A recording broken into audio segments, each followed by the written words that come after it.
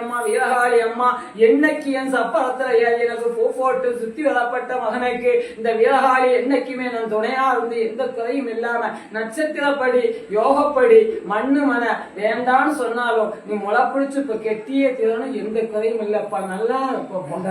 செய்யவா வேண்டாம் அழகா செய்யலாம்பா எப்ப மவனே வேண்டாம்ங்கிறது தடுங்களால வேண்டாம் இல்ல ஆனா இப்போ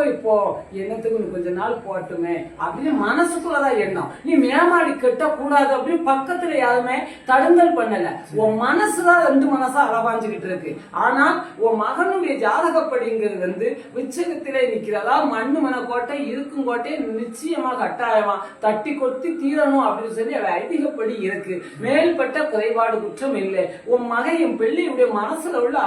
அழுத்தமான ஒரு வார்த்தை தான் மேல் இதுல குறைபாடு ஒண்ணு இல்லை குழப்பத்தை வேணா நான் அதாவது குழப்படிக்காங்க காசு ஏதாவது ஏப்பா அதாவது நியாயம்தான் தர்மம் ஜெயிக்கும் நீதிதான் ஜெயிக்கும் தர்மம் ஜெயிக்கும் ஆனால் என் பிள்ளை இப்ப பேசி விடப்பட்ட ஒரு கான்ட்ராக்டாக பேசி விடப்பட்ட பணத்துல ஒரு 1.5 லட்சம் 2 லட்சம் ரூபாய் அதிகமா கேட்காங்க அடுத்த பக்கம் நீ விசாரிச்சு பார்த்தனா ஒரு 2 லட்சம் 1.5 லட்சம் கம்மியா தான் வருது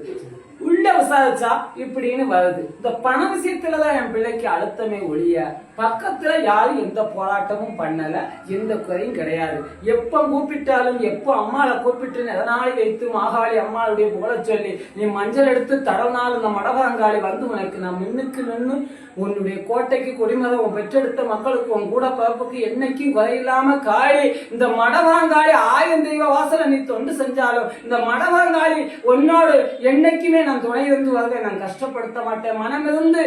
அழகா தாராளமா ஒரே மனசு ஒரே புத்தியில செய்யலாம் இப்ப நீ பேசி விட்டு இருக்க கான்ட்ராக்ட் ஒரு 2 லட்சம் ரூபாய் கிட்ட கொஞ்சம் கூடுதல்லாம் போட்டு கேட்காம் இதை மட்டும் யோசனை பண்ணி பேசி அதாவது இவ்வளவுதான் இப்படித்தான் நானும் கஷ்டப்படுறேன் அப்படின்னு சொல்லு மனச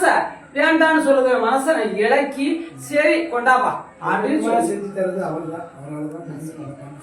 தேவத்துக்கு தொண்டு செஞ்சனால செஞ்சு கொடுப்பாரு செய்யட்டுமா அம்மா